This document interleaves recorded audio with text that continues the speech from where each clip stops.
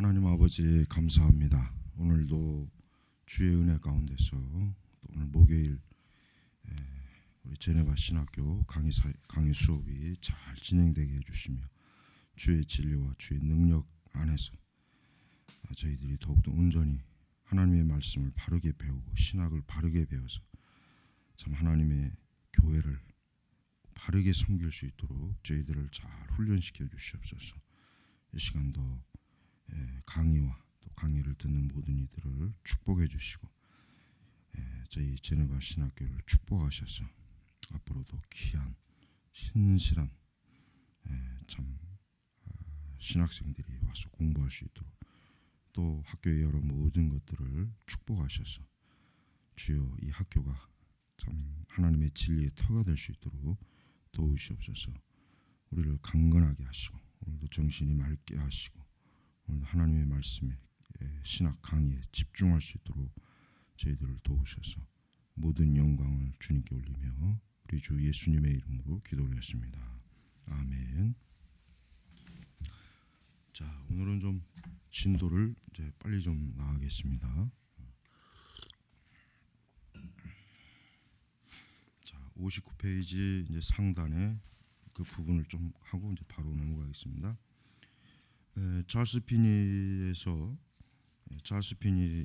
철저하게 그 이전의 사역자하고는 아주 다른 사람들, 신학적으로도 다르지만 방법론적으로도 이 찰스 피니는 아주 철저하게 계획적인, 그러니까 마치 오늘날 사역자들과 같이 주도적인 사전 계획, 어떤 사전의 어떤 그 참석, 그러니까 그의 집회에 참석하는 들의 성향, 또 그들의 그 어떤 심리적 그들의 마음을 움직이기 위한 또 그런 것들. 그다음에 이제 무엇보다도 지금 가장 큰 특징이 뭐냐면 찰스 피니는 결신자를 얻기 위한 그 목적을 아주 철저하게 드러내는 사람이에요. 그러니까 그 이전에는 뭐 에드워즈도 그렇지만은 휘필드도 의도적으로 결실자를 얻기 위한 어떤 사전 계획을 세우질 않았어요.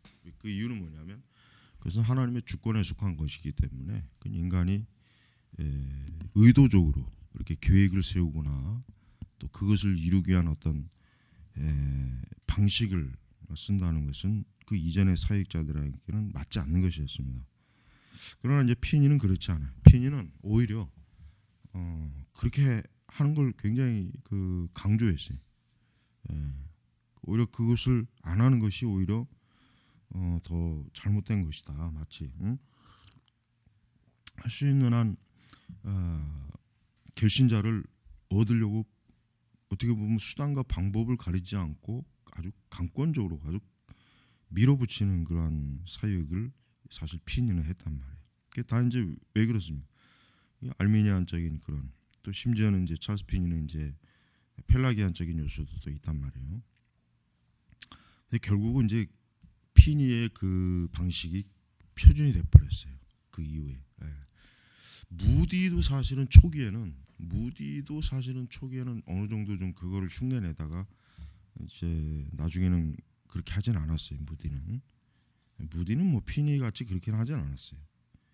하지만 피니는 굉장히 그 방식에 있어서 오늘날 그 마케팅주의자, 그 신복음주의나 은사주의 마케팅주의자들의 거의 뭐 조상이라고 보면은 틀림없습니다. 만약에 피니가 오늘날 사역하면은 뭐 모든 수단과 방법, 하여튼 뭐 자기가 동원할 수 있는 모든 것들을 아마 다 동원해서 사역을 할 사람이에요. 자, 이게 이제 미국과 오늘날 이제 복음주의 전 영역으로 지금 넘쳐 나왔다는 걸 우리가 알아야 됩니다. 여러분, 오늘날도 그렇습니다. 제가 참 이렇게 보면은 사람들이 너무나 좀 한심한 그런 그러니까 여러분, 세상에 불신자들이야 당연히 뭐 그럴 수밖에 없지만 교회 다니는 사람들이 왜 이렇게 이 저급한 생각을 가지고 사역을 하나? 저급한 거. 사람들이 그런 저급한 방식을 막 환호하고 좋아해요. 그 목사들이라는 사람들도 같이 그렇게 거기에 동조하고 있는 거 보면은 이게 미친 것 같아요. 제가 볼 때는 정상적인 사고 방식을 갖질 않아요. 그러니까 왜 그렇습니까? 지금 교회 자체나 그리스도인이라고 하는 사람들, 그 목사들을 포함해서 이제 깊이 세속화에 자기 자신이 이미 물들어 있거든요. 그 세속화를 물들어 있기 때문에 그런 정신과 그런 마음이 옳다고 생각하는 거예요. 여러분 이제 얼마나 더 참 회개망측하고 저급하고 천박한 그런 방식이 나올지 참 참담한 그런 상황입니다. 그래서 우리는 우리 개혁주의 신학을 공부하는 학생들은 목회자들은 제발 그런 거에서 항상 철저하게 딱 거리를 둬야 돼요. 그것이 아무리 세상에서 박수를 받고 환호를 받아도 그거는 그리스도의 영광하고는 어울리지 않는 거예요. 그러니까 신학을 제대로 못 배운 목사들, 또 여기 알미니안적인 또 뭐 자유주의적인, 아니 솔직한 얘기로 지금은 뭐 알미니안이니 뭐 자유주의니 이런 것조차도 내가 볼 때는 제대로 배우지도 않아요. 이런 것도 내가 볼 때 모를 거야 아마. 거의 그렇게 깊이. 그러니까 철저하게 어떤 웨슬레처럼 알미니안이지만 자기 신학의 철저성을 추구하는 그런 목회자들도 못 되는 수준이란 말이에요. 그런 차원도 못 되는 거예요. 그냥 어설픈 거. 그래서 우리가 하여튼 우리 개혁주의는 그 부분에서 좀 정말 이 부분은 아주 철저하게 좀 이게 자기 그 노선을 확 좀 분명히 지켜야 돼요. 그렇게 해야, 하지 않으면 안 됩니다. 그렇게 안 하면은 결국은 뭐 다 그 영향을 받게 돼 있는 것이에요. 자, 우리 61페이지로 넘어와서 우리 중반절에 보면은 이제 외넘, 그러니까 지금 외넘이라고 하는 그 마을에 이제 보면은 마을의 행사가 교회에서 벗어나 시청으로 이전되었듯이 이제 그 현상이 어떻게 하는가? 목회자는 학교에서 밀려난다 이거예요. 학교에서 밀려난다는 얘기는 뭐예요? 결국 교육에 있어서 목회자는 어때요? 이제는 더 이상 영향력이 없다는 거예요. 영향력을 배제시키는 거예요. 배제. 전에는 여러분 그 미국의 그 청교도 사회 때부터 학교는요 철저하게 이 목회자들이 주도적으로 잡고 있었어요. 특히 심지어 대학교까지도. 그러니까 초등, 뭐 중등 교육, 고등 교육, 대학 교육 이런 전반적인 그 교육을 누가 잡고 있었냐면 목회자들이 갖고 있었어요. 목회자들의 영향력이 엄청나게 강했단 말이에요. 그러니까 철저하게 신학, 또 성경 말씀, 기도 이런 경건의 훈련을 초등학교, 또 중등 아이, 중고등 이런 그 나이 때 티네이저, 그다음에 뭐 대학도 마찬가지라고. 근데 이제 봐요. 그 마을과 사회가 세속화되고 점점 교회가 주변부로 밀려나니까 역시 뭐예요? 목회자들의 영향력도 주변부로 밀려나고 있는 거예요. 주변부로. 지금 그걸 얘기하는. 그래서 주일학교는 그런 상황 가운데서 자녀들에 대한 교육을 만회하기에 세워진 것이다. 그러니까 주일학교 같은 경우가 이제 원래 영국에서 생겨났는데 이제 교회에서 왜 이제 주일학교가 활성화됐냐? 그 이유는 뭐냐면 바로 이런 것 같아요. 왜냐? 일반 공립 학교에서 더 이상 이제 충분히 성경도 가르칠 수 없고 기도도 못하게 하고, 그러니까 이런 기독교적인 영향력이 자꾸 감소되고, 또 이민에 의해서 타 종교 또 무종교 이런 사람들이 자녀들이 이제 학교에 들어오니까 그들에게 이제 기독교 교육을 시키는 데 있어서 반발이 온 거예요. 그래서 어떻게 합니까? 전략을 바꾼 거죠. 저는 교회를 나오는 아이들을 잘 교육시켜야 되겠다. 이게 이제 바뀌어진 건데 결국은 밀려난 거죠. 만약에 예를 들면 이제 공립학교에서 성경을 만약에 이제 일주일에 뭐 몇 번씩 하루에 1시간씩 뭐 일주일에 한 2시간씩, 3시간씩 이렇게 가르친다면 어떻게 해요?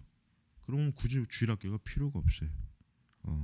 굳이 주일학교가 할 필요가 없다고. 학교에서 가르치고 거기서 배우니까. 그래서 우리는 이런 일들에 대해서 결국은 뭡니까? 교회는 굉장히 많은 영향력 축소, 전반적인 사회, 또 사회 각 분야에서 지금 학교만 그런 게 아니죠. 학교만 그런 게 아니죠. 그럼 시, 의회, 또 이제 법원, 그다음에 어떤 정치, 그 외 여러 비즈니스 그런 영역 다 밀려나는 거예요. 다 결국 다 밀려나는, 주변부로 다 밀려나는 거예요. 그래서 우리가 이런 일들을 볼 때마다 우리 이제 한국적인 상황에서는, 사실 우리 한국적인 상황에서는 여전히 뭐 이교, 그러니까 다른 타 종교들이 여전히 아주 강력한 위치를 고수하고 있는 상황이, 그러니까 기독교와 지금 어떤 보면 이제 우리 한국 사회는 대립하고 있는 상태예요. 뭐 천주교, 개신교, 불교, 또 유교도 종교는 아닌데 거의 종교 비슷한 수준으로 영향력을 행사하고 있잖아요. 그러니까 그런 것들이 우리가 볼 때, 그럼 교회는 어떻게 되냐? 교회가 사실은 공교육으로 들어갈 수는 없겠죠. 왜냐하면은 공교육에서는 어떤 종교를 편파적으로 뭐 가르친다 뭐 이런 여론이, 이런 아주 근본적인 차단벽이 있기 때문에, 그러면 결국은 교회에서 잘 가르쳐야 된다 그죠? 교회에서. 며칠 전 그 통계 나왔는데, 지금 이제 앞으로 더 시간이 지나면 주일학교가 이렇게 전체 성인의 그 60%가 노령화되고, 주일학교는 거의 뭐 앞으로 이제 사라질 거라는 그런 그 교회 그 통계 보고가 한 이틀 전인가 들었어요. 그러니까 지금 뭐냐? 지금 이 상태로 앞으로 20년, 30년 가면은 교회는 어떻게 됩니까? 노령화가 됩니다. 노령화. 그러니까 지금 어떠한 그 진짜 말 그대로 하나님의 어떤 부흥의 어떤 극적 역사가 있지 않은 한 어떻게 됩니까? 교회는 유럽의 교회와 전혀 다를 바가 없는 거예요. 그러니까 오늘날 지금 막 대형 교회들, 중대형 교회들은 큰일이에요. 왜냐하면 그 유지를 못해. 건물을 팔아버려야 돼요. 팔아서 아마 축소될 거예요. 그렇다고 해서 뭐 우리나라 교회들이 유럽의 교회처럼 이런 뭐 역사 아주 뭐 전통적인 건물처럼 보존할 만한 가치가 있는 것도 아니잖아요. 보존은 무슨 보존이에요? 저것도 요즘 현대식으로 지은 교회도 10년, 20년 지나면 다 옛날 구닥다리 모델 그 건축 모델인데, 그러니까 보존할 만한 가치도 없어요. 어떻게 돼 그러면? 그냥 부셔버리는 거예요. 없애버리는 거예요. 그나마 유럽 이런 데는 흔적이라도 있지. 우리 한국은 흔적도 없어져 이제. 그 기일부 교회 외에는. 여러분 어제 내가 신문에 보니까 천주교가 그 무료 그 뭐 그러니까 외국인을 위한 그 무료 뭐 이런 걸 세웠더라고요. 뭐 김수환 추기경의 그 남겨진 재산도 조금 그것도 보태고 뭐 이렇게 신문에 나왔더라고. 그게 신문에 크게 나왔더라고요. 신문에. 근데 봐요. 세상 사람들 눈에 어떻게 보이냐면, 개신교는 큰 예배당이나 지으려고 막 발버둥 치고, 천주교는 사실 천주교도 그런 게 아닌데 천주교는 저렇게 이 사회 약자들을 위해서 무료 치료소 이런 걸 만든다. 그러니까 사람들의 인식이 이게 참 이게 교묘하게 이런 언론들도 이 교회에 대한 부정적인 기사를 노골적으로 내는 게 아니라 다른 종교들의 어떤 그 짓거리만한 선행이 있죠. 그걸 확대시켜서 이렇게 막 보여주는 거예요. 우리 개신교도 얼마나 좋은 일들을 많이 하는데 얼마나 참 이 사회에 진짜 우리 개신교들도 교회들이 참 복지 여러 그 국가의 손이 미치지 않은 그런 걸 하는데, 그거는 별로 다루지 않아요. 교회 어떤 비리 문제는 그냥 뭐 아주 득달같이 그냥. 그러니까 그 이 세상이에요. 이 세상 이 공중권세 잡은 마귀가 자기에게 속한 것은 사람들에게 좋게 보이게 언론을 통해서 매스컴을 통해서 좋게 보이게 하는 거예요. 그 대신 빛에 속한 하나님께 정말 속한 참된 교회들은 어때요? 깔아뭉개는 거라고. 깔아뭉개는 거예요. 우리가 그런 걸 볼 때 교회가 더욱더 어떻게 해야 돼요? 더욱더 성별돼야 돼요. 성별. 여러분 이 사회 즉 이 세상이 갈수록 타락할수록 교회는 반대로 더 어떻게 합니까? 성별로 확 가버려야 돼. 아주 그냥. 좀 극단적이라고 좀 얘기할 수 있을 정도로 뭐 솔직히 뭐 지금 세상에 뭐 극단적으로 성별된 그런 교회가 어디 있습니까? 없죠 사실. 그렇게 가야 된단 말이에요. 그럼 그렇게 했을 때 사실 하나님께서 정말 그 사역에 역사해 주시는 것이지. 뭐 이것도 아니고 저것도 아니고 아니 완전히 뭐 세상으로 확 넘어가서 그렇게 하다가는 결국 모든 걸 다 빼앗겨요. 마귀에게. 결국 허수아비만 되는 거 허수아비. 그러니까 앞으로 이제 사역을 할 때 항상 하나님의 거룩, 하나님의 영광, 또 존귀함을 드리는 사역의 형태가 돼야지. 천박하고 저질적이고 트로트나 부르고. 근데 거기에 보니까 그렇게 많은 사람들이 막 추천. 그러니까 나는 그걸 보고 야 그래 이 사회 정신이 그러니까 이 시대 교회라고 하는 것이 그러니까 저런 사람이 나와서 나올 수 있는 배경이 되는 거예요. 거기 보면 목사라는 놈들도 뭐 적극 지지한다는 등. 그럼 지도 그렇게 나가지. 아예 그냥 뭐 하려고 신학 공부해서 목사가 됐어. 그냥 밤무대에 나가가지고 그냥 반짝이는 옷 입고 뭐 트롯을 부르든지 가을 그 짓을 하지 뭐 하려고 목사가 됐냐고. 안 그래요? 그 상식적으로 말이 안 되잖아. 나는 거기에 동조하는 목사들을 보면은 난 그런 사람들 보면 이게 정신병자라. 이게 사이코예요 사이코. 참 나 정말 참 이게 참 큰일이에요 큰일. 그러니까 우리가 이 개혁주의 신학을 이 시대에 공부하는 건 너무 참 감사한 일이고 하나님의 참 축복이에요 축복. 물론 이제 그것도 제대로 배울 때 축복이지 제대로 안 배우면 뭐 똑같아요. 자 우리 69페이지로 바로 넘어가겠습니다. 69페이지 그 상반절 미국 교육기관들의 재학하고 있었던 모든 학생들 가운데서 목사가 되겠다고 준비한 학생 수가 비율상으로 어때요? 오랜 동안 감소하고 있다.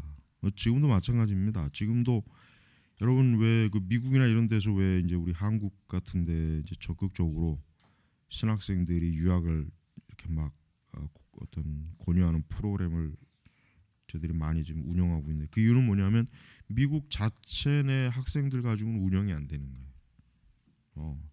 우리 한국 학생들이 상당히 많이 들어가 있어요. 미국의 각 신학교에. 한국 학생들이 아니면 운영이 안 될 정도로 그런 상황이에요. 진짜 그래요. 가지고 한국 각 신학생들이 굉장히 많이 미국의 신학교들을 참 유지시키는데 지대한 공로가 있어요. 그러니까 미국 자체 내에서는 목회자들이 이게 지금 벌써 지금 여기서 지금 지적하는 연대는 뭐 지금 뭐 19세기인데 지금 오늘날에는 더하죠. 더. 자, 1828년 미국 교육협회는 공교육을 받고 있는 3,000명 학생들 가운데 우리 600명에서 700명만이 주님 편에 있다고 선언했다. 그러니까 벌써 1828년도니 뭐 19세기 초니 지금은 어떻겠어요? 지금은 굉장히 진짜 신학생들이 이게 미국 내에서도 엄청나게 지금 감소폭이 커요. 그렇다고 또 옛날처럼 아주 실력 있는 아주 좀 똑똑하고 좀 뭔가 신학을 공부할 만한 그런 아주 총명한 그런 학생들이 또 있는 것도 아니고 점점 지금 같은 경우는 워필드나 무슨 하치나 메이첸 같은 사람이 안 나오잖아요. 왜 그렇습니까? 그만한 학문적인 그 신학을 할 만한 학생들이 없다는 거예요. 없다는 거예요. 뭐 카톨릭도 이 부분에 있어서는 똑같아요. 유럽 같은 경우는 계속해서 그 사제들이 지원수가 감소하기 때문에 남미나 뭐 심지어 뭐 아프리카 뭐 이런 데서 막 수입하잖아요. 로마 카톨릭도. 그러니까 서구 세계가 지금 기독교의 사역을 꿈꾸는 그러니까 그런 그것을 하고자 하는 비율들이 굉장히 어때요? 점점 더 감소폭이 큰 거예요. 중세 시대 때는 오히려 수도사를 지망하는 청년 그 사람들이 너무 많아서 탈이었어요. 중세 시대 때는. 근데 그 몇백 명이 흐르고 난 뒤에 어때요? 그만 이제는 그냥 완전히 뭐 감소폭이 그냥 확 줄어버린 거죠. 근데 이런 현상은 앞으로 더 심할 겁니다. 근데 우리나라만은 아직 안 그래요. 우리나라는 참 희한한 게 나 같으면은 지금 이런 상황에서는 신학을 공부한다는 건 좀 심각하게 좀 되돌아보겠어요. 왜냐하면 물론 이것은 소명의 문제이긴 하겠지만 먼저 소명 하나님 부르신 게 사명이지만 그런 소명과 사명을 진지하게 여기고 오는 사람들이 아닌 사람들은 좀 딱 좀 봐서 내가 이 길로 가서는 앞으로 전망이 없겠다 이런 생각이 안 드는지 난 이해가 안 가요.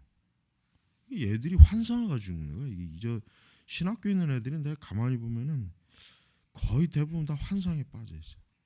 그 안에 있을 때는 그 환상을 못 깨. 나와야 돼. 나와 봐야 이제 목회 현장이 얼마나 이게 진짜 약육 강식이냐. 이게 얼마나 진짜 전쟁터보다도 더 그러니까 뭐 서울 시내에서 뭐 택시 운전기사의 뭐 몇 프로가 목회자다 뭐 그런 얘기도 있잖아요. 그러니까 전업이 목회자였던 사람이 많아요. 전업이. 그러니까 왜 그러냐 이거예요. 왜?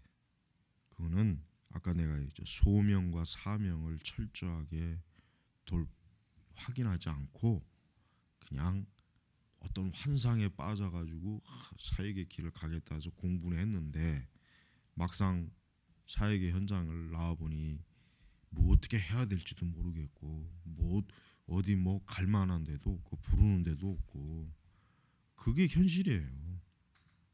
그게 현실이란 말이에요. 그러니까 신학생들이 우리 한국엔 너무 많아요. 너무 많아. 그럼 그 많은 사람들이 그럼 다 정말 자기의 사역을 찾아서 가느냐? 그것도 아니란 말이야. 거의 대부분은 다 편안한 사역을 원하잖아요. 편안하고 안정되고 그런 사역들을 원하니까 참 어려움이 많이 있는 거예요. 그러니까 하나님께서 부르지 않은 사람들이 사역은 참 그 사역이라고 하는 것은 굉장히 그 뭐라 그럴까 참 그것도 결국 그 죄가 되는 거죠. 죄가. 그래서 하반절에 보세요. 거기 나와 있죠. 목회 사역에 적합한 경건과 성품을 지닌 사람들이 대세를 바꿀 수 있을 만큼 충분하지 않다는 것을 개탄한다. 자, 보세요. 이게 지금 결국 경건하고 목회 사역에 적합한 경건과 성품 또 신학적 소양을 가진 사람들이 많아야 어떻게 됩니까? 교회도 그렇게 변하는 것이고 그 영향이 사회에 흘러가는 거예요. 그렇죠? 근데 보세요. 우리 교회 우리나라 교회를 한번 보십시오. 똑같아요. 결국 이런 사람들이 거의 없다는 거예요. 교회가 지금 이제 이 모양 이 꼴로 되는 거는 이런 사람들이 아니라 목회사에게 전혀 적합하지 않은 사람들이 지금 대세를 확 바꿔버렸어요. 학위 위조도 하고 성추행도 하고 방송에 나와서 트롯 가요도 부르고 앞으로도 뭐가 나올지 기대가 돼. 앞으로 이제 장로교에서 또 나올 차례가 아니지. 감리교에서 나왔으니까 이제 장로교에서 가만히 있으면 되냐. 이번에 또 뭐가 나올지 모르겠어. 이게 미친놈들이 많아요 지금. 왜 내가 이렇게 심하게 얘기하느냐. 그걸 어떻게 정상적으로 그걸 보냔 말이에요. 그게. 그러니까 지금은 결국은 거꾸로 되는 거예요. 지금은 결국 세속적인 사람들이 교회를 대세로 확 바꿔버렸어요. 지금 바꿨어요. 바뀌어지는 중이 아니라 바꾼 거예요. 완전히 바꿔버린 거예요. 내가 볼 때는 80년도 아마 후반이 정점이지 않을까 생각이 들어요. 그때부터 우리나라 교회가 하락했거든. 80년도 후반부터 이제 우리나라 교인 숫자가 줄어들었어요. 그때부터 줄어들었다고 사실은. 그 전까지는 계속 올라가다가 80년도 올림픽 이후 80년도 후반을 정점으로, 그러니까 내가 신학교 입학할 그 시점부터 이게 교회가 팍 줄어들었어요. 그때까지도 내 기억에는 물론 뭐 아주 청년 때지만 굉장히 교회가 굉장히 왕성했어요. 교회가 뭐 서울에 있는 교회들도 그냥 막 이런 상가 교회들도 굉장히 활기차고 사람들이 많았단 말이에요. 굉장히 많았어요. 이 상가 교회들도 물론 다 그런 건 아닌데, 그러나 이제 확실히 느끼는 게 뭐냐면 지금 내가 이렇게 딱 보지만 그때하고는 정말 확 틀려. 정말 틀려. 정말. 이게 뭐냐면은, 그러니까 그 시점을 기준으로 우리나라 교회도 뭡니까? 정말 그 목회자로서 소명과 사명을 받은 사람들이 이게 정말 사라져 가고 있었던 거예요. 그때. 그 대신에 이제 그 흔히 뭐 강남에 뭐 한심한 떨거지들 있죠.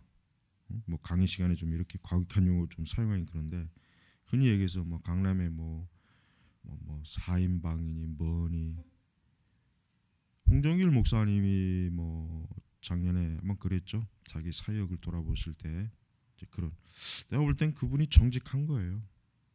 그나마 그분이 그래도 정직하게 얘기한 거예요. 바로 그런 바람이 불 때 우리나라 교회가 무너진 거예요. 근데도 사람들은 그것을 볼 때 마치 밤에 불꽃놀이를 보는 것처럼 그 화려함에 도취된 거예요. 내가 볼 때 많은 신학생들이, 목회자들이. 그러니까 내가 입학할 시점에 들어왔던 신학생들을 포함해서 그 이후에 이제 그들이 안수받고 이제 목회 현장에 나왔을 때 아마 굉장히 현실에 이게 참 환상이었구나 하는 것을 깨달은 사람이 굉장히 많았을 것 같아. 내가 볼 때는. 그래서 우리 신학을 공부하는 사람들은 그래요. 신학은 이 경영 수업을 받는 게 아니란 말이에요. 이거는 뭐 장사를 잘하느냐 못하느냐 그게 아니라, 여기 말한 것처럼 목회 사역에 적합한 경건과 성품, 또 신학적 소양, 이게 있어야 돼요. 이거를 기르는 게, 이것을 기초로 잡는 게 신학교라고요. 기초. 신학교는 기초를 잡는 거예요. 여기서 뭐 공부했다고 해가지고 이제 책가방 던져버리고 이제 뭐 사역의 현장에서 그러면은 그거는 또 큰일 나죠. 그거는 그럼 안 된단 말이에요.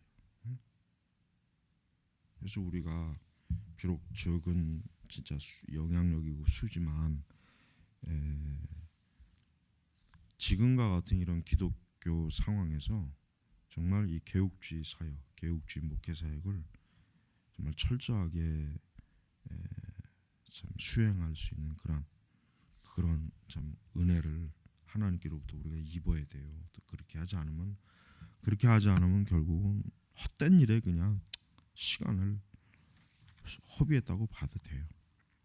자, 그다음 이제 우리 73페이지로 넘어갑니다. 73페이지로 이제 중요한 거를 제가 핵심적인, 이 책이 이 초반부도 그렇지만 전체적으로 중요한 핵심 그 맥이 있어요. 맥. 쭉 읽어 나가면서 어떤 맥이 있단 말이에요. 그것만 딱딱 짚으면은 내가 볼 때는 이 책은 지금 한 내년까지는 다 끝낼 수 있을 것 같아요. 내년부터 이 네 권 포함해서 맨 나중에 또 하나 나온 것까지 있죠. 그러면 이 책만 제대로 다 배워도 이 시대에 분별하는데 어려움 없을 거예요. 73페이지 중반절 보면은 뭐냐면 아마도 웨넘과 우리 세계 사이의 가장 명백한 대조는 그들에게 있었으나 지금 우리에게는 없는 뭡니까? 영혼에 대한 감각이다. 영혼에 대한 감각이다. 즉 오늘날 교회는 뭡니까? 영원한 하나님의 나라, 영원한 삶, 또 영원한 인생의 목표, 궁극적인, 즉 우리 그리스도인들은 궁극적인 것을 추구하고 궁극적인 방향을 향해서 지금 가는데 그게 이제 없어졌다 이거예요. 그게. 근데 과거에는 있었지만 지금은 없다. 지금은 없다. 그만큼 결국 영혼에 대한 감각이 없다는 건 뭐예요? 결국 현세적이라는 거예요. 현세적. 교회가 영혼에 대한 감각이 없다면은 뭐 아주 지극히 뭐 참 끝난 거죠 이미. 뭐 영적 전쟁은 끝난 거예요 이미. 자, 잠깐 우리 쉬고 다음에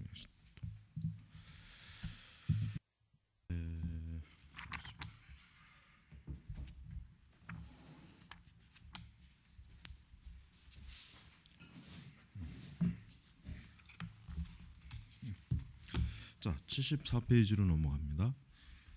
74페이지 넘어가서 지금 이제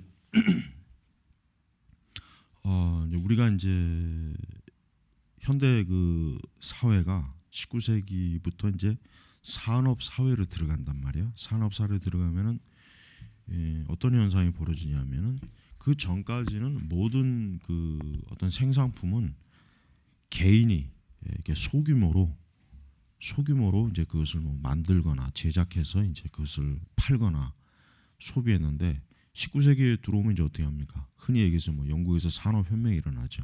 전기기관차 발명되고 그 뭐냐 이제 공장이 생기는 거예요. 공장이 생기면 결국 물건을 어떻게 합니까? 제품이 표준화되고 단일화돼서 대량 생산이 가능해진 거예요. 그러니까 이런 것들이 굉장히 뭐예요? 사람들의 사고방식에 영향을 많이 준 거예요. 이제는 어떤 대규모 제품 생산이 있기 때문에 이 상품의 가치가 어때요? 희소성이 없어요.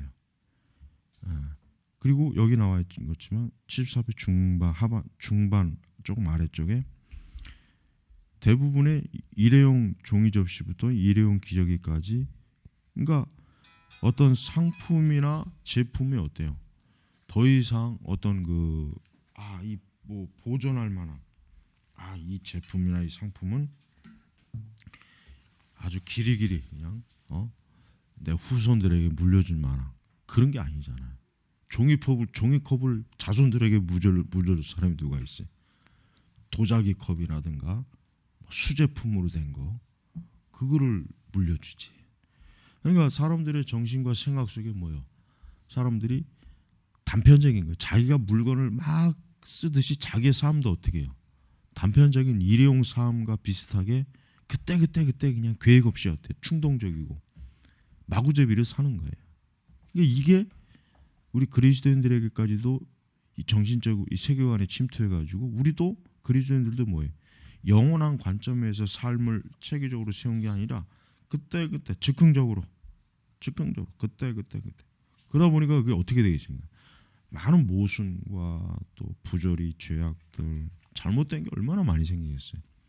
우리가 에드워즈의 그 신학 결심은 봐요. 그게 이제 10대 후반에 쓴 거란 말이에요. 벌써 10대 후반에 그 시대는 다 그랬어요. 거의 대부분의 청소년들이 자기의 삶 전체를 영혼까지 계획을 산 거예요. 나는 이렇게 살겠다. 이렇게. 그러니까 그런 사람들하고 뭐 일주일은 고사하고 뭐 하루 이틀도 전혀 생각 안 하고 사는 이제 우리 시대 사람들하고 이게 같을 수가 있냔 말이에요. 삶의 일관성도 없어지고 체계도 없어지고 무질서이고 즉흥적이고 또 찰나적이란 말이에요. 영원성, 영원에 대한 감각이 없는 거예요. 영원한. 그러니까 청교도들 같은 경우는 아예 어릴 때부터 자기가 천국에 가는 그것까지도 이미 다 생각하고 계획된 삶을 살도록 그렇게 교회에서 가르치고 학교에서도 그렇게 가르치고 그렇게 했는데 지금은 이제 그게 없는. 지금은 뭐예요? 우리의 삶이 뿌리가 없어지니까 뿌리가. 여기도 저기 75피 상반절 나와 있죠. 매해 20%의 미국인이 어디론가 이사하고 있다. 이 얘기는 뭡니까? 한 곳에 뿌리를 열어서 사는 사람들이 적어지는 거예요. 항상 사람이 이사를 하게 되면은 이게 굉장히 자기 그 생활 터전이 이게 완전히 바뀌는 거기 때문에 굉장히 그 정신적으로도 그렇고 삶도 그렇고 이게 많은 영향을 줘요. 그러니까 한 곳에 오래 뿌리 내리는 사람은 삶이 안정돼. 생각이나 마음이나 그 태도가. 그러나 이사를 자주 다니게 되면은 안정성이 떨어지니까 정신적으로도 산만하고 계획도 역시 자주 세우기도 어렵고. 그래서 지금 우리 그 서울 시내만 해도 1인 가구가 굉장히 많대잖아요. 1인 가구가 많다는 얘기는 뭐냐면 그 사람들은 항상 이사할 준비가 돼 있다는 거예요. 항상 언제고 어떤 자기 뭐 직장이나 어떤 뭐 변화에 의해서 오늘은 이쪽 내일은 혼자니까 편하잖아요. 쉽게 얘기하면 이 고시원 저 고시원 뭐 이 원룸 저 원룸 편하거든.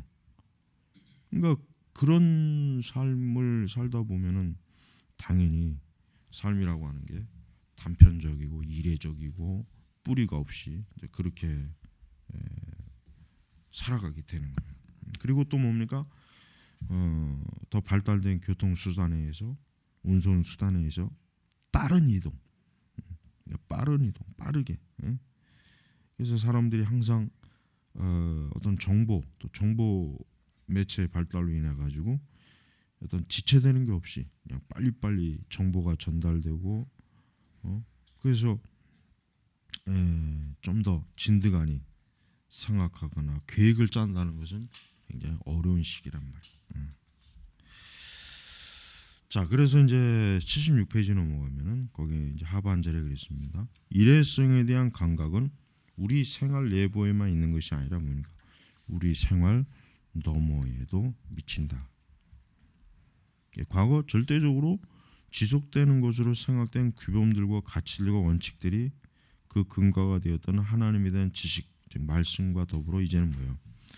불확실하고 쇠퇴할 수 있는 것으로 여겨지고 있다. 그러니까 사람들이 마땅히 가지고 있어야 될 도덕적 규범과 원칙 이런 것들이 이것마저도 이제 흔들리는 거예요.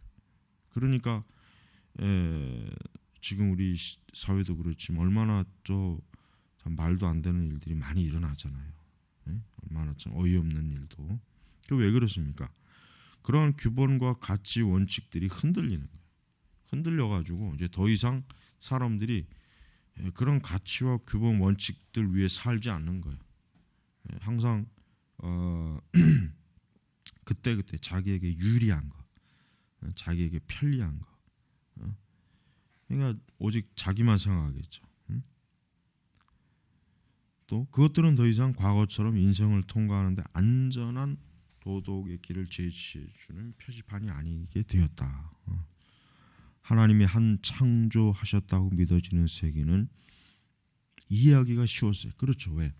하나님이 이 세상을 창조하셨으니까 하나님이 세상의 모든 것들을 결국 이 세상의 모든 보이는 것과 보이지 않는 질서를 하나님이 주도적으로 하지만 그러나 반면에 우리가 이 세상을 지배한다. 그러니까 사람들이 어떤 기술로, 정보로, 마케팅으로 그럼 어떻게 합니까? 혼란스러운 거예요.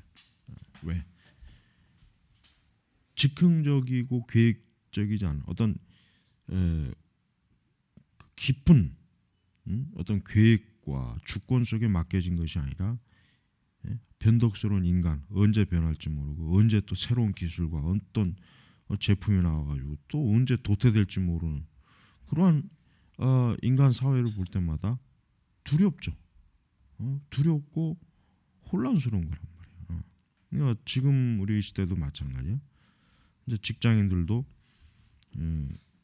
이제 평생 직장이란 개념은 없어졌잖아요.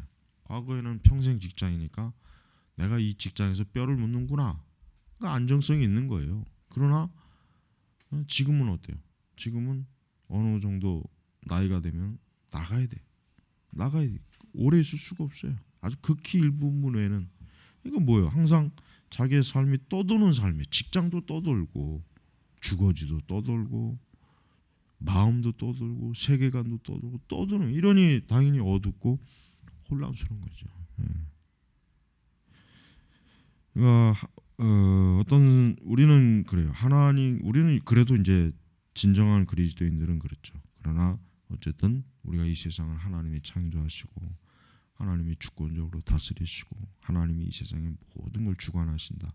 우리의 믿음은 여전히 거기에 고정되어 있지만, 그러나 이 믿음이 견고하지가 못하다. 견고하지. 아주 든든하게 막 그냥 뿌리를 깊이 딱 내려서 어떠한 일에도 이렇게 흔들림 없어야 되는데, 지금 교회 신자들은 어때요? 흔들려요. 흔들려. 그러니까 맨날 교회에서 위로해 줘야 돼. 맨날 위로해 줘야 되고 재밌게 해줘야 되고 즐겁게 해줘야 되고 왜 그러신가? 신자들 자체가 일반 그 여타 그 복음지 은사주 신자들 자체가 하루에도 수십 번씩 그 믿음이 견고하지 못하게 막 사방천지로 그냥 바람 부는 대로 그냥 왔다 갔다 요동치는 거예요. 그러니까 그 믿음이 견고하지 못한, 믿음이 그리스도를 붙잡는 믿음이 견고하지 못하니까 지금 그런 일인 거예요. 그래서 우리는 우리가 바로 만들어내는 것으로 심판받고 있는 거예요, 사실은. 그다음에 일회성은 또 우리의 인간관계를 특징제. 우리의 모든 상품과 세계가 일회성이 지배한다면 사람도 당연히 그러지 않겠어요?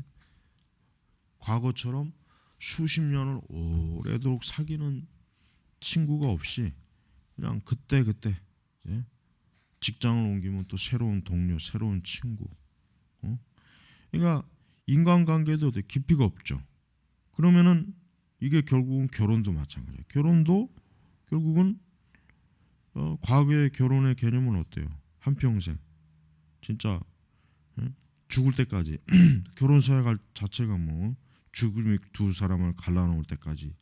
그러나 지금은 그런 결혼선을 순진하게 믿는 사람이 없잖아요. 4, 5년만 살다 헤어지고 2, 3년 살다 헤어지고 이런 사람들이 얼마나 많습니까? 그러니까 결국 부부 사이, 인간관계 가장 깊은 사이 부부 관계가 이렇게 일회성이에요. 이 사람하고 살다 재미없고 안 맞으면 그냥 헤어져 버리자. 딱 결혼하고. 그러니까 지금 결혼 시장에서 이 재혼 시장이 굉장히 사업이 밝잖아요. 전망이 밝단 말이에요.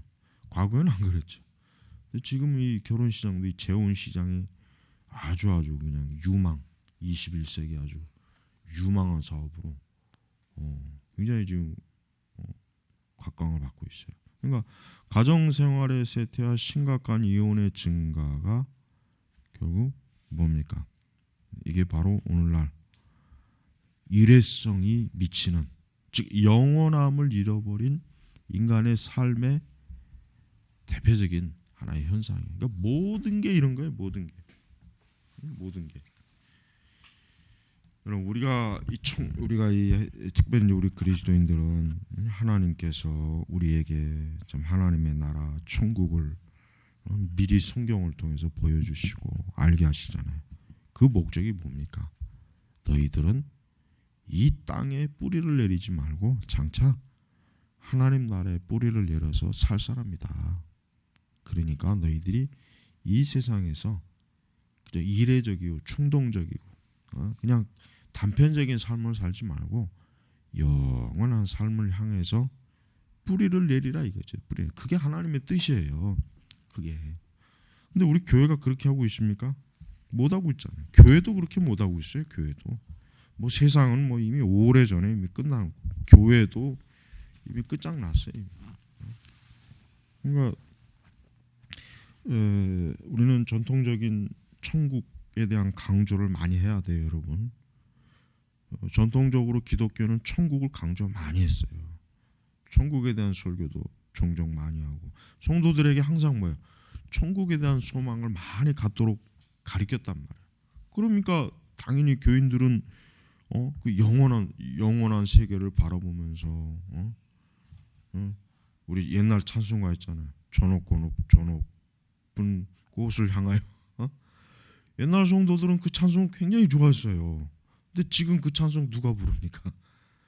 맨날 이제 뭐 트로트를 부르는 세상인데 뭐 저 높은 곳을 향하여가 그런 찬송 부르면 아마 다 좋을 거예요. 아마 지금 교인들이 그런 찬송을 만약에 부르면 다 꾸벅꾸벅 좋고 재미없고 지루하고 아유 이게 뭐 이런 옛날 할머니들이나 불렀던 찬송 다 그럽니다. 다.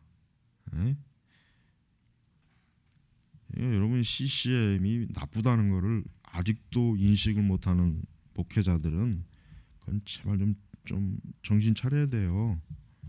그러니까 CCM에서 트로트도 나오는 것이고 앞으로는 다양하게 더 나옵니다 이제.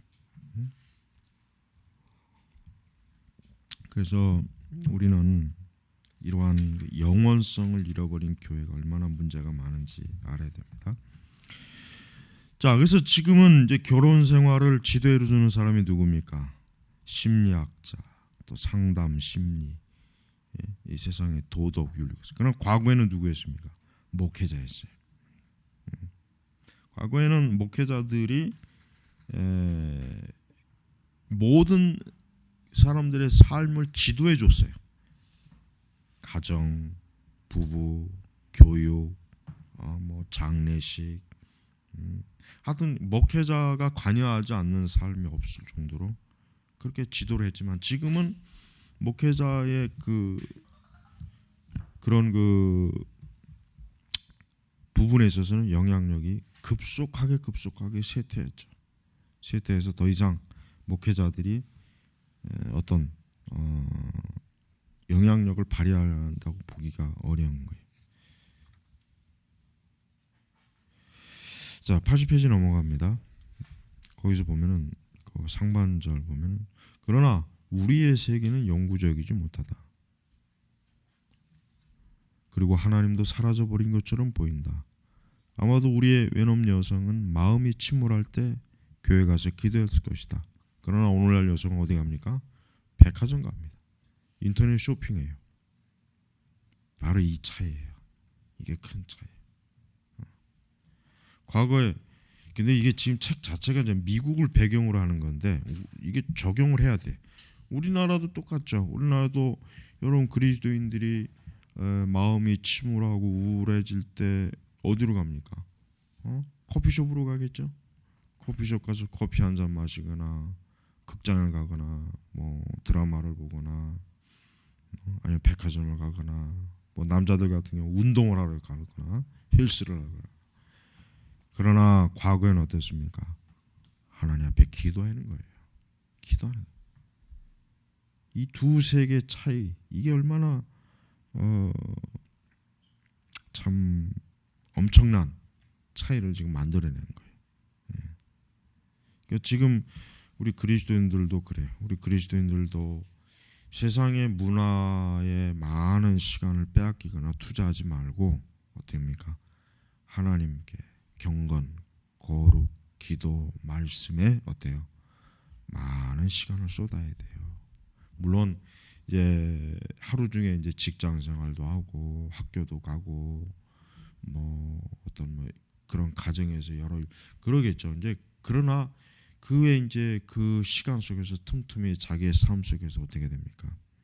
항상 자기의 영혼을 돌아보고 영원한 관점에서 자기의 삶을 항상 조정을 해야 돼요. 그래서 우리 성도들은 이런 거를 잘 인식해야 됩니다. 이런 걸 잘 인식 못하면은 우리 성도들도 그냥 나도 모르는 사이에 이 세상의 조류라고 하는 이 파도에 그냥 한순간에 넘어가 버리는 거예요. 자, 이제 좀 더 이제 외놈이라고 하는 이 도시가 어떻게 합니까? 좀 더 과거에는 시골이었다가 지금 어떻게 뭐야? 광역시 도시로 변하고 그 다음에 더 넓게는 뭡니까? 세계화, 현대화.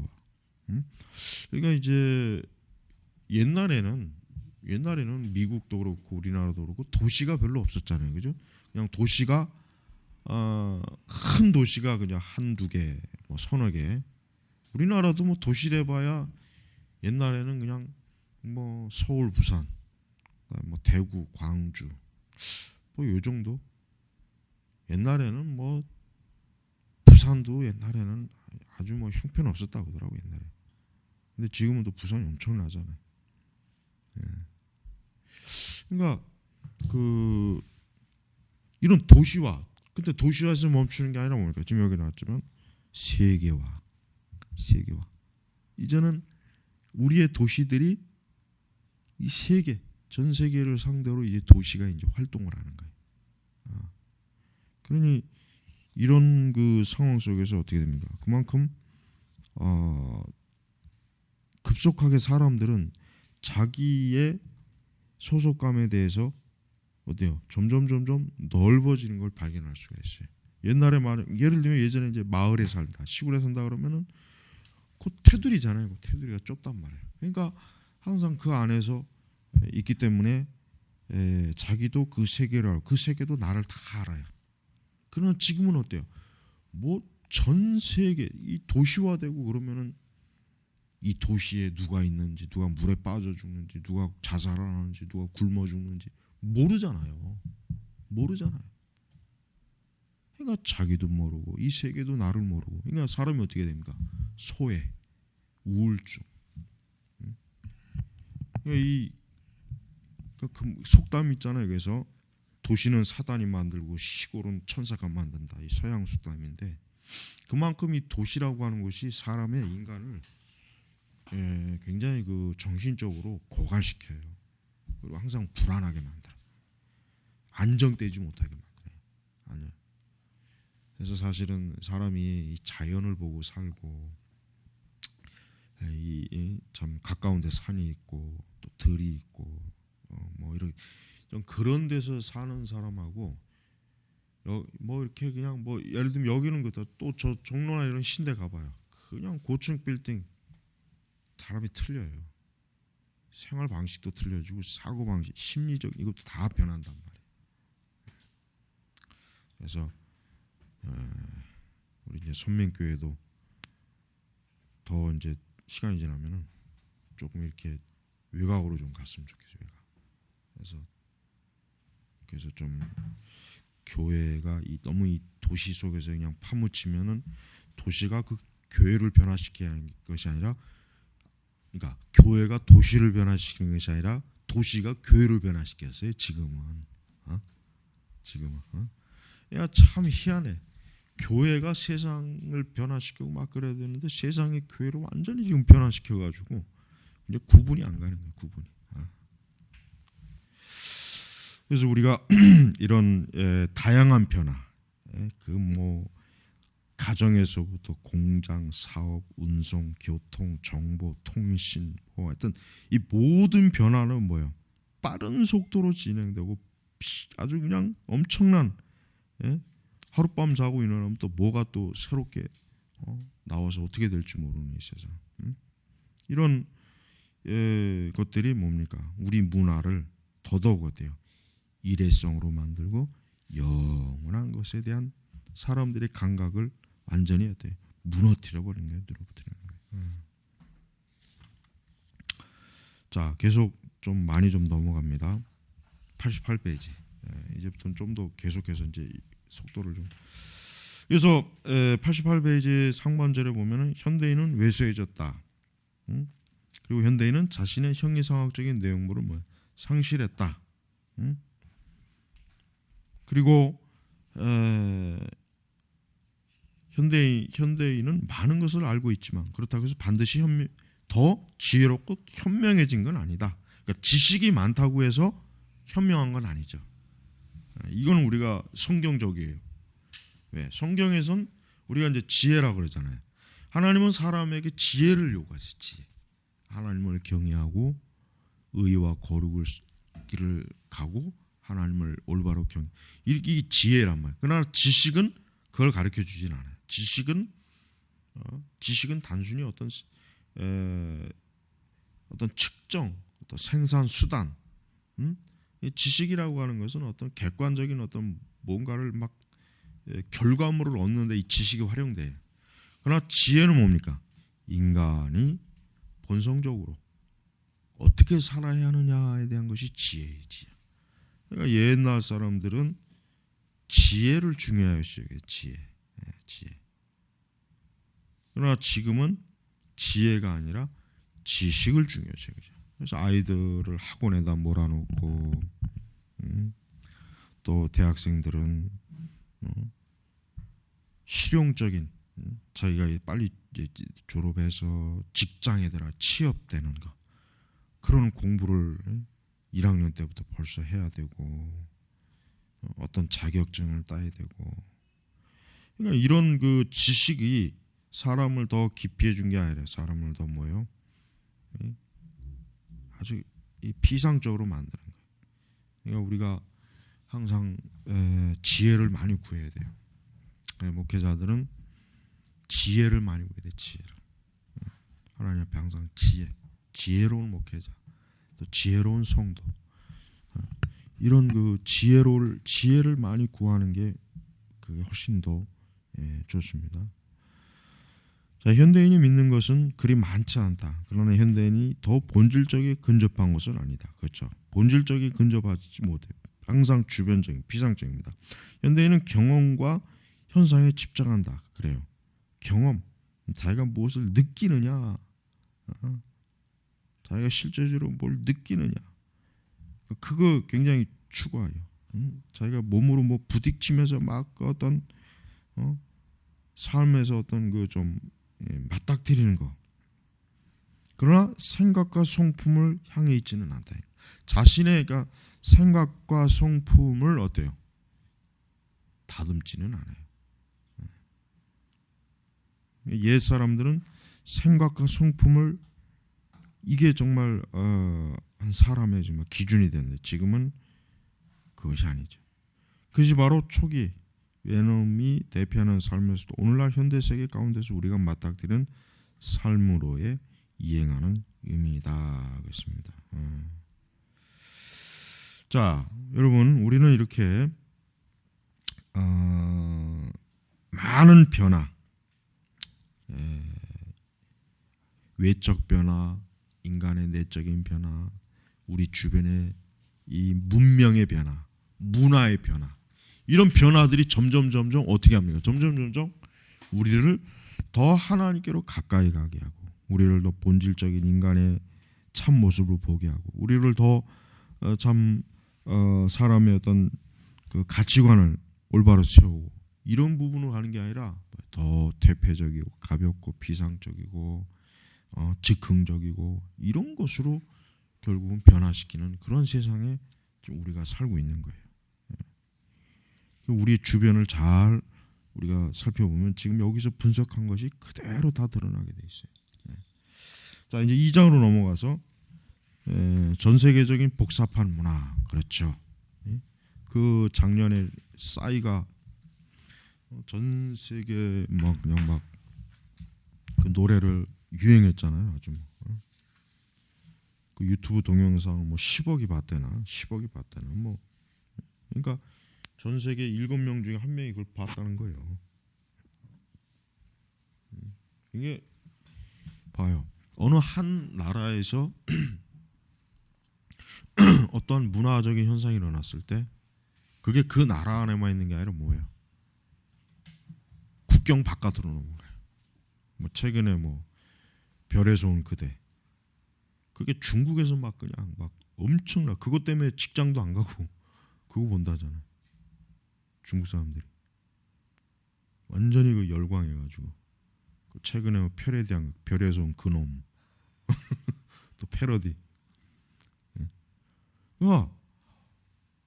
우리 한류, 자 우리 한류, 이게 한류가 가장 이해하기 쉽겠네. 우리 한류라고 하는 게 처음에는 그냥 말 그대로 한국 가요. 근데 이게 이제 유튜브를 이용하면서 어떻게 퍼져나간 거예요. 그러니까 남미에서도 그 보니까 그 종종 이게 뭐 텔레비전 프로그 보니까 남미에서도 우리 케이팝 경연 대회 엄청나게 모이잖아요. 남미에서도.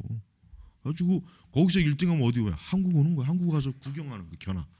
기획사도 구경하고 또 그 아이돌 가수도 보고. 그러니까 남미의 유럽도 그렇고 남미 애들이 보니까 완전히 뭐 그냥 에? 문화가 완전히 복사가 돼버려요. 복사. 에.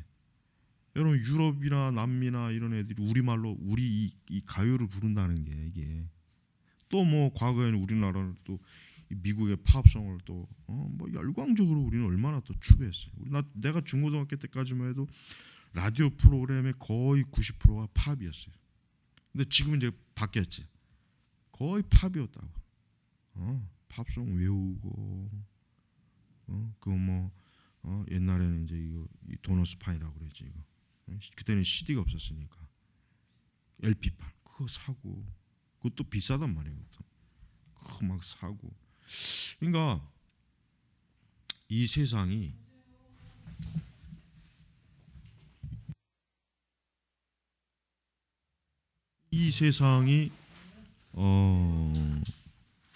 문화라고 하는 게 이게 한 곳에 고이는 게 아니라 뭐예요? 계속해서 흐르는 거예요. 계속해서 흐르고 또 흐르고 흘러가지고 사람들에게 뭡니까? 공통적인 가치관을 심어주는 거예요. 공통적인. 이 문화라고 하는 것은 단순히 문화로 끝나는 게 아니라 예를 들면 스타벅스가 미국에만 있는 것이 아니라 한국이든 뭐 일본이든 가잖아요. 그러면은 그 스타벅스의 문화가 한국 사람에게도 일본 사람, 중국 사람에게도 고스란히 심어지는 거예요. 고스란히 문화라고 하는 게. 그러니까 이 문화라고 하는 게 이게 굉장히 이게 우리 교회가 이 문화에 대해서 진짜 이거 제대로 대처 안 하면은 문화에 다 점령이 돼. 지금 우린 교회가 그렇잖아요, 솔직히. 지금 오늘 우리 시대 교회는 문화에 점령이 됐어요. 점령한다고 그렇게 설쳐대다가 점령이 돼버렸어요. 특히 우리나라 교회. 우리나라 교회는 내가 볼 땐 더 신속하게 문화에 점령이 된.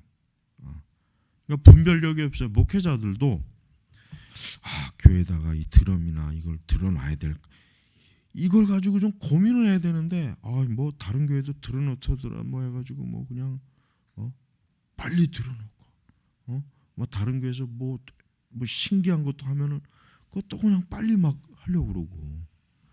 그러니까 목회자들이 이 여러분 교회는 목회자들이 딱 문지기가 돼야 돼.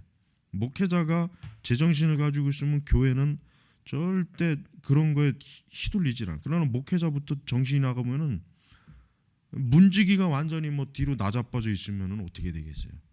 교회는 다 점령이 되는 거예요. 그게 중요하단 말이에요. 목회자는 문지기. 딱 교회 문에 서가지고 이것이 들어올 만하냐 안 하냐 구분을 할 줄 알아야지. 구분을. 그걸 못해요. 개혁교회도 마찬가지예요. 개혁교회도 똑같아. 개혁교회 목사들 보면은 뭐 개혁주의에 대해서 말은 많이 하는데 실제로 그들이 과연 그는 얼마나 개혁주의에 대해서 진짜 자신의 사역을 바로 세우고 있느냐. 그것도 아니라고요. 아니란 말이에요. 그러니까 여러분 이 문화가 20세기가 바로 이제 이 전 세계적으로 이 복잡한 문화가 퍼지는 그 세기 그 전까지는 안 그래 거의 뭐 희미했죠. 자, 그래서 현대인의 불편한 심기해 가지고 19세기 중반과 20세기 중반 사이에는 역사적인 분수령이 놓여 있다. 왜 그렇습니까? 이때 이제 서구 세계가 아주 본격적으로 산업혁명, 전쟁, 세계 전쟁, 혁명, 뭐 아주 공장, 뭐 이런 것들이 발명, 바로 19세기 중반, 20세기 중반 이 100년 사이가 엄청나게 인류 역사상 가장 뭡니까? 왕성한 활동의 시기야. 이때 세상이 오늘 우리 시대를 만든 거예요. 그러니까 이 시기가 일단 서구 자체도 과거의 전통하고 딱 이게 단절하는 시기에 서구도. 그러니까 서구 세계는 우리보다 훨씬 더 벌써 오래전에 돼요. 이런 현상을 겪고 이런 현상 때문에 사회적인 문제가 일어나고 사람들 간의 문제가 많은 문제가 발생한 것이다. 그래서 이제 서구 시대가 유대 기독교 이제 91페이지면 유대 기독교적 가치관이 서구 문화의 중심이었어요. 그렇죠. 이게 중심이었다가 이제는 뭡니까? 이제는 유대 기독교적 가치관이 서구 문화에서 사실 중심이라고 말하기는 어려워졌어요. 이제는 주변부로 많이 밀려갔죠. 주변부로. 그리고 이제 새로운 정치제도가 민주주의, 뭐 또 이제 냉전 시대는 이제 뭐 공산주의도 있었죠. 그다음 이제 민주주의, 자본주의, 기술, 도시 이런 것들이 뭡니까? 지금 전 세계적으로 빠른 속도로 다 지금 퍼져 있죠.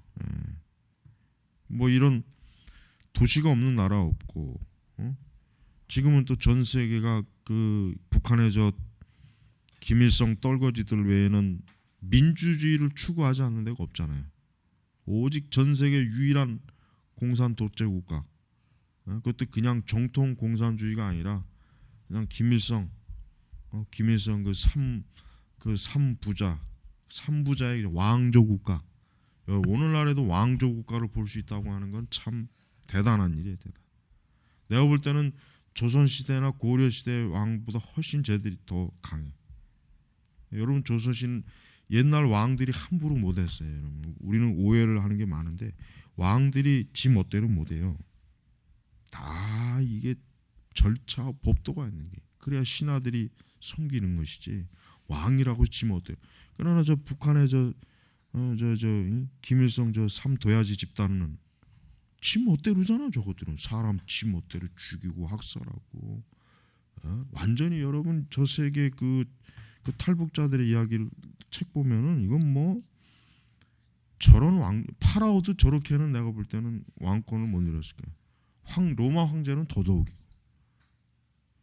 저런 거지 같은 그 공산주의 저런 똥꼬지 같은 공산주의 국가가 있다는 거를 수치로 여겨야 돼. 저거를 저것이 바로 저들을 우리 민족이라고 여기면 안 돼. 사실 혈통적으로는 같은 핏줄이겠지만은 이 정신이나 사상은 이게 완전히 딴 나라, 딴 세계야, 딴 세계. 응? 그렇지만은 언젠간 저기 무너집니다. 저기는 곧 무너져요. 이제 북한은 이제 곧 무너집니다. 무너질 수밖에 없어. 왜냐하면 일본하고 우리나라와 이 유라시아, 이 대륙하고의 연결을 저것들이 지금 계속 방해놓기 때문에 이제 북한은 이제 무너져요. 하루 아침에 무너집니다. 두고 봐요. 그래서 이제 앞으로 세상은 어떻게 합니까? 하나로 묶여져요. 여러분 이 하나로 묶여진다는 거를 아직도 이해를 못하는 사람들이 많이 있어요. 그죠? 이게 무슨 뭐 공상 과학 그렇지 않아요. 지금 벌써 세계가 하나로 묶여져 있어요. 지금 그냥 가시적으로 지금 국경선이 있을 뿐이지. 여러분 인터넷 봐요. 인터넷 가지고 인터넷으로 전 세계 못 갈 수 있는 데가 어딘가. 해외 나가면 북한도 갈 수 있어요. 해외 나가면 북한에도 들어갈 수 있단 말이에요. 북한에 걔들이 운영하는 그 사이트. 그러니까 이미 사실은 그냥 지금 이제 앞으로의 목표가 뭐냐면 이제 이 국경선도 이제는 없애는 거예요. 그래서 이제 우리나라, 일본하고 유라시아, 유럽까지 열차를 타고 가두는 그런 그걸 지금 만들고 있잖아요. 2개의 노선을. 근데 지금 북한도 어쩔 수 없어. 저거 안 하면 쟤들 무너져. 저런 식으로 계속 어긋장나면 쟤들 무너뜨려 버린다.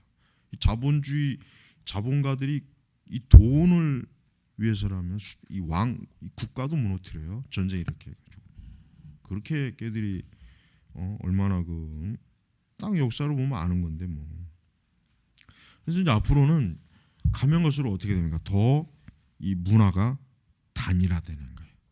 더 단일화되고 더 이게 사람들이 공통적인 생각. 그래서 여러분 서울에 있는 젊은 애들이나 뉴욕에 있는 젊은 애들이 사고 방식 비슷비슷해요. 동시적인 음악을 듣고 비슷한 그것에 커피를 마시고 인터넷을 통해서 실시간으로 정보가 왔다 갔다 하니까 이게 지금 우리 이런 세계에서 이 문화라고 하는 게 이렇게 사람들 하나로 묶어주는 역할을 지금 하고 있는 거예요. 자, 이제 이런 것들이 이제 더 뭡니까? 세속화를 더 앞당기고 교회는 그 가운데서 더 뭡니까? 더 긴밀하게 변화되는 거예요. 그래서 이제 이 서구 세계는 흔히 얘기해서 서구 문화가 쇠퇴했다. 자, 우리 94페이지 쪽으로 넘어갑니다. 94페이지 상반절에 보면 이런 문장이 있어요. 서구의 업적이, 즉 그동안 이제 20세기까지의 엄청난 서구의 업적이 아무리 탁월한 것이었더라도, 그것이 아무리 뭐 정말 눈부신 것이라도 다른 모든 인간의 성취와 마찬가지로 뭡니까? 타락한 인간의 본성이 끊임없이 활동하는 악의 매개체를 하고 있는 거예요. 그러니까 서구에서 개발해내는 걸 보십시오. 서구에서 개발한 컴퓨터, 뭐 인터넷, 뭐 다양한 것들을 보면은 좋은 것도 있긴 하지만 실제로 인간이 활용을, 여러분 인터넷이 이렇게 발달할 수 있었던 가장 근본적인 요인은 뭐냐면 이 포르노 때문에요. 그것 때문에 인터넷이 발달한. 그러니까 좋은 것 때문에 이 기술이나 문화가 발달하는 게 사실은 인간의 나쁜 욕망 때문에 이 기술이나 문화가 빨리빨리 발달되는 거예요. 인터넷이 느려 터지면은 이 포르노 영상을 빨리 못 보잖아, 다운받아서. 그러니까 빨리 기술을 발전시켜 가지고 5초 안에 한 편을 뚝딱 다운받아갖고 빨리 보고 저장하고. 그러니까 이 세상의 기술과 문화라고 하는 게요, 겉으로 보기에는 굉장히 화려하고 좋은 목적으로 발달하는 것 같지만 실제는 뭐예요? 인간의 탐욕과 정욕이 그런 것들을 막 발달시키는데 근본적인 힘이 돼, 원동력이 돼, 원동력. 특별히 이제 자 솔제니친, 솔제니친은 러시아, 그러니까 구소련에 오랜 동안 수용소 생활했죠. 그래서 그의 책 중에 수용소 군도라는 책이 있어요. 한 번쯤 꼭 읽어봐야 될 책이에요. 수용소 군도. 그가 이제 러시아 이제 수용소에서 그 안에 있었던 그 일들. 이 솔제니친은 이제 나중에 이제 미국으로 망명을 하지만, 그러나 그가 미국에 와서도 본 게 뭐냐면 미국도 결국 공산주의 국가인 소련보다 나을 게 없다 이거야. 왜? 미국도 뭐 대패적이고 인간의 정신이 쭉 파괴되고 종교가, 기독교가 쇠퇴되고, 그러니까 자기가 서구 세계에 오면은 뭔가 소련보다는 좀 나을 줄 알았는데 막상 미국에 와 보니까 미국이란 나라도 죽어가고 있는 거예요. 문화가 퇴폐적이고 사람들은 즉흥적이죠.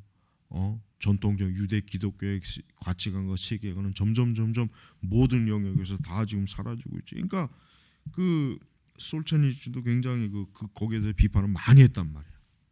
굉장히 비판을 많이 했어요. 그러니까 점점 95페이지 상반절, 에밀 브루너는 서구가 기독교적 기반에서 점점 이탈해서 허무주의를 향하고 있다. 이게 지금 솔제니친도 이런 비판했고 에밀 브루노도 역시 이 비판했어요. 그다음에 이제 칼 헨리도 어때? 서구의 종말. 또 리처드 위버는 뭐예요? 서구의 해체. 그러니까 이런 서구의 지성인들이 봤을 때 벌써 뭡니까? 이 서구가 이미 뭐예요? 무너지고 있는 거예요. 중반절에 과거의 사람들을 하나로 묶어줬던 최상의 옷을 서구 사람들이 어때요? 내던져 버리고 서구사에 닥친 추운 겨울에 그나마 넉마 누더기를 걸치고 있는 스스로를 가려야 할 판이다 이거. 그러니까 우리가 이런 것들을 볼 때마다 오늘날 우리나라도 이미 서구화가 되었기 때문에 이게 그대로 적용이 돼요. 그러니까 과거에 이들이 내버린 게 뭡니까? 최상의 옷, 기독교, 하나님 중심, 성경 진리 중심, 교회 중심 이런 최상의 옷을 서구가 어때요? 내던져 버렸어요. 이거 옛날 전통 이제 버려버려. 근데 그걸 버리고 나니까 어때요? 정신적, 영적 황폐와 추위. 그래가지고 이 넝마 누더기라는 게 뭐예요? 오늘날 문화예요. 정보 문화, 이런 기술 문화. 이건 사실은 누더기에 불과한 건데 이거 갖고 겨우 지금 이제 생존하고 있는 것이란 말이에요. 응? 그래서 여러분 우리가 오늘날 세계가 지금 이렇게 변화된 가운데 우리 교회가 지금 있다는 걸 여러분 잘 알아야 됩니다. 자, 기도하겠습니다. 하나님 아버지, 교회가 우리 주위와 세상이 교회를 어떻게 변화시키고 교회가 어떻게 지금 참 망가지고 무너지고 있는지를 올바로 파악해서 바른 진리로 온전한 교회를 세울 수 있도록 도우시옵소서. 감사하며 예수님의 이름으로 기도 올립니다. 아멘.